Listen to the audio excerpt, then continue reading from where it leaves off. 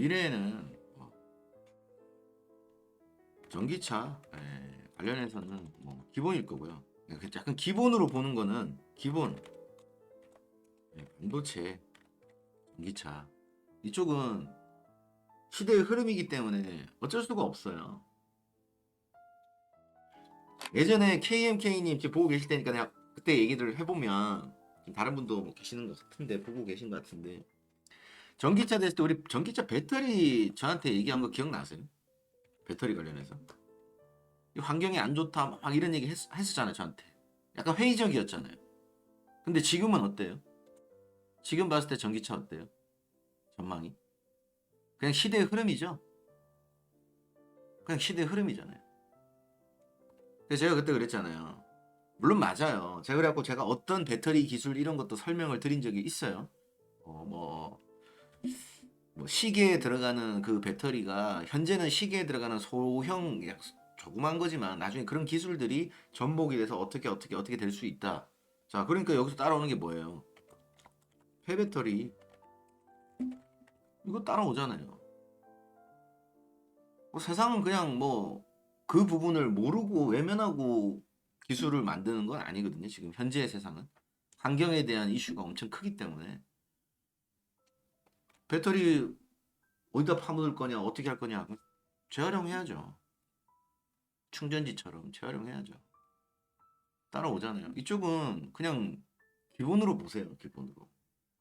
나중에 우리가 지금 자동차에 기름 넣듯이 배터리를 기본이라고 생각하는 거예요. 나중에는 고민할 것도 없어요. 이게 좀 기본으로 보세요. 자율주행, 자율주행. 미래에 이제 봐야죠. 애들은 이제 관심을 갖고 다 파생되는 거예요. 아니, 전기차를 만들었는데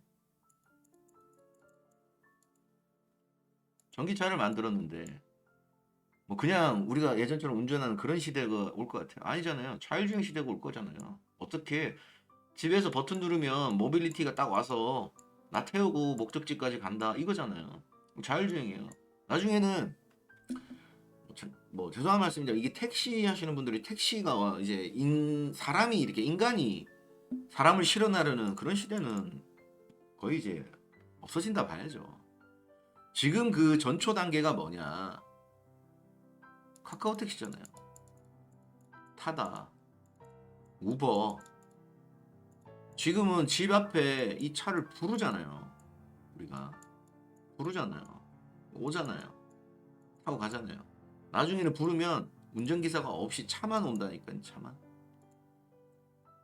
자율주행이 기본이 될 거예요. 자율주행의 관련성을 이것만 딱 생각해보면 뭐가 돼야 돼요? 5G 돼야 되고 그 다음에 뭐예요? 센서 관련 기술력들이 올라가야겠죠. 다 묶어서 가는 거예요. 요 기술 생각하면 여기에서 내가 어떤 순환매, 어떤 포지션 어떻게 돼야 될지 NPC 이거 폐배터리잖아요. 나오네요. 폐배터리. 영화테크 폐배터리잖아요. 오늘 폐배터리 모르잖아요.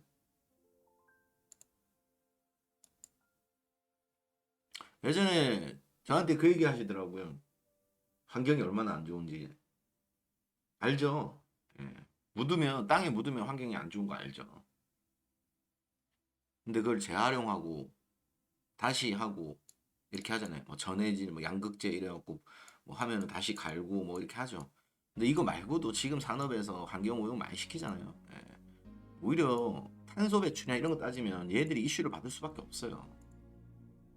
연료를 태우는 게 아니기 때문에. 그러니까 세상이 어떻게 변화하는지에 대해서 우리가 캐치를 해야 됩니다. 해야 되고 이런 배터리에 관련된 소재 이런 기업들도 화학 기업들도 많이 올랐지만 여전히 제가 봤을 때는 좋습니다. 왜냐? 제가 저번에도 말씀드렸다시피 물론 아직까지는 선진국 위주로 전기차가 보급이 되는 거는 맞아요. 그렇다고 해서 저 아프리카에 뭐 거기는 전기차 어렵지 않느냐 그래서 전기차는 전망성이 낮다 이렇게 보는 게 아니라 대표적으로 미국, 일본, 유럽, 한국 이런 좀 잘 사는 나라들이 호주 전기차로 가면 그 캐파가 얼마나 크겠어요. 그리고 아프리카는요, 기름을 넣고 다니는 차도 많지 않아요. 그냥 그래 따지면 걔들은 좀 별개로 보고, 웬만한 나라들이 왜 제조사가 생각을 해보세요. 만드는 회사가, 차를 만드는 회사가 다 전기차 만들고 내연기관차를 많이 안 만들면 당연히 각 나라별로 전기차 인프라를 구축을 해야죠. 어디서 내연기관 자동차를 살 거예요? 옛날 중고차만 20년 30년 된 중고차만 고쳐서 타고 다닐 거예요? 아니잖아요. 결국에는 이 상황으로 갑니다. 자율주행 또 뭐 있나요? 메타버스. 자, 여러분들 이 메타버스 부분요, 제가 이거 좀 설명을 드리자면, 메타버스 부분은 여러분들이 그냥 가상현실 이렇게만 생각하시잖아요.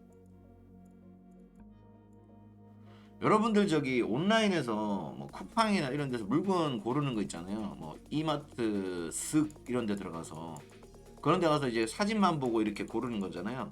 사진만 보고 뭐 오뚜기 3분 요리 사고 뭐 해표 식용유 사고 하시잖아요. 똑같은 거예요.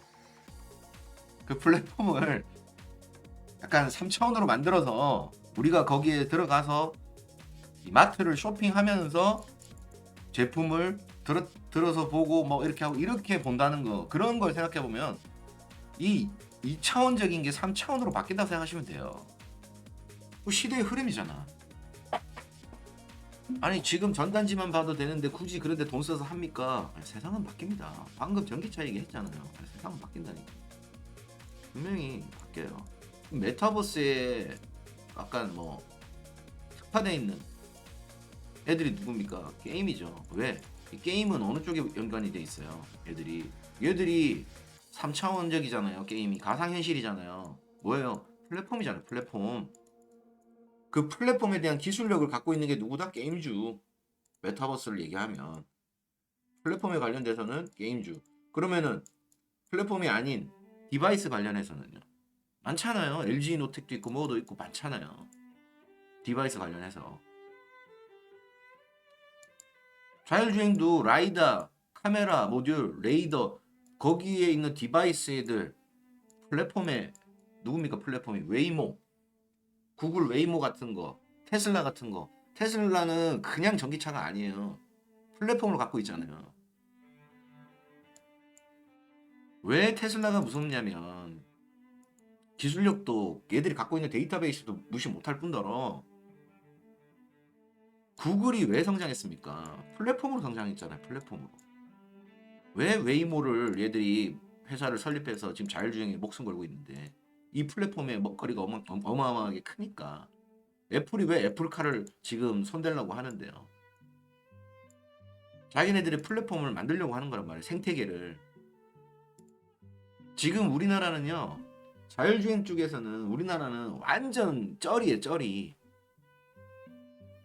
그냥 전장산업 디바이스 쪽에는 강세를 보이지만 전반적인 플랫폼은 쩔이에요. 대표적인 거 뭔지 아세요? 핸드폰에 삼성전자 보면 돼요. 삼성전자 플랫폼이 없었습니까?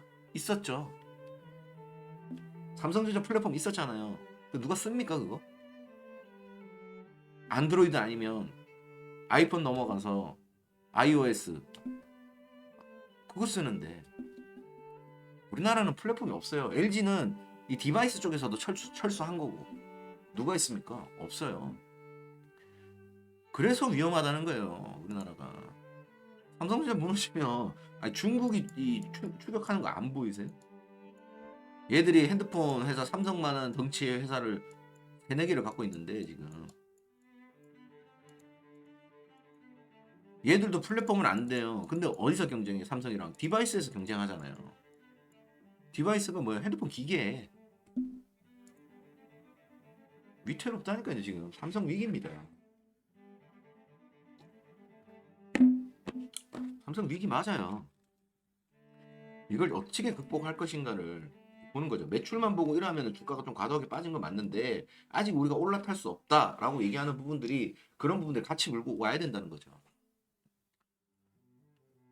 그냥 삼성전자 돈 잘 버니까 올라야 되는데 왜 빠져요? 이게 아니라 어떤 얘들의 경쟁력, 향후 먹거리에 대해서 우리가 봐야 되는데 자 반도체 삼성전자 따져볼게. 반도체 보면 TSMC의 수율이 지금 못 따라가고 있잖아요. 아 의문점.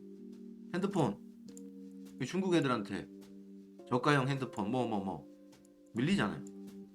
지금 그래서 뭘 합니까 경쟁을? 디스플레이 쪽으로 지금 눈을 많이 돌리잖아요. 이슈를 많이 만들잖아요. 디스플레이, 삼성 디스플레이, 올레드, 전장산업에 자동차 전장산업 올레드 다 들어가니까 우리가 가상현실을 구현해도 화질이 안 좋으면 VR, AR을 얼굴에 끼고 이렇게 하는데 화질이 안 좋으면 어떻게 돼요? 눈 아프잖아. 안 할 거 아니에요. 근데 올레드, 퀀텀 올레드 뭐 이런 거 쓰면 그냥 실생활처럼 보이면 백화점 가보세요. 올레드 TV 보세요. 실생활보다 깨끗해요. 그런 거 딱 보면 기본적으로 쓸 거 아니에요. 그 삼성 디스플레이가 LG 디스플레이 이 두 개가 지금 경쟁하잖아요. 물론 중국이 무섭게 쫓아오고 있습니다. 자, 그리 따지면은 투자할 때 천지라니까. 자율주행의 디바이스 플랫폼, 메타버스의 디바이스 플랫폼, 폐배터리, 전기차 배터리, 전기차 전장산업, 반도체 기본이고. 지금 말하는 식품, 사료, 철강 이런 건요. 약간 단기성이 단기성. 어떻게 보면 인플레에 관련돼서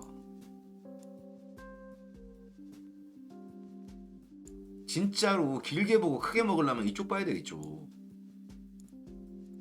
여기다가 추가적으로 또 뭐 있나요? 헬스케어 쪽. 왜? 가상현실이고 뭐고 그 원격 의료 됩니다. 될 수밖에 없어요. 법안이고 뭐고 나중에 다 됩니다. 마찬가지거든요. 이렇게 보면 저희 영화, 드라마, 만화에서 많이 봤잖아요. 뾰로롱 집에 큰 이 브라운관이 패널로 뾰로롱 사람이 나와. 누구예요? 의사. 예, 닥터 누구누구 씨, 닥터 스트레인지 씨, 아, 예, 요즘 몸 어때요? 뭐였고 그래요? 그러면 옆에 이 헬스케어 기계 집에 있는 거예요. 여기다가 혈액 채취하고 샘플 한번 넣어보세요. 딱 넣으면 어떻게 드르릉 자료가 올라가잖아요. 당뇨가 있으신 건데 좀 관리하세요. 제가 약을 보내드릴게요. 드르릉 집에 약이 오는 거야. 그 약을 꾸준히 드세요. 이게 뭐예요? 원격으로 헬스케어 쪽이란 말이에요. 이거 됩니다. 왜 안 되겠어요? 차가 운전자 없이 움직이는 시대가 오는데 헬스케어가 왜 원격 의료가 왜 안 돼? 대구도 남죠.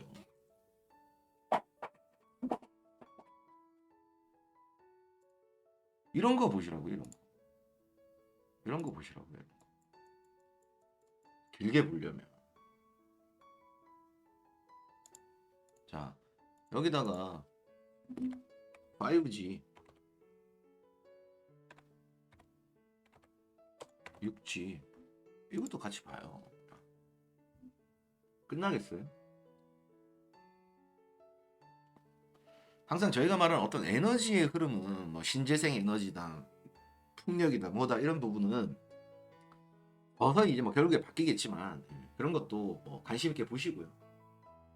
일단 기술적으로 우리 삶에 있어서 직접적으로 관여가 될 부분들은 얘들이에요, 얘들. 나중에 보면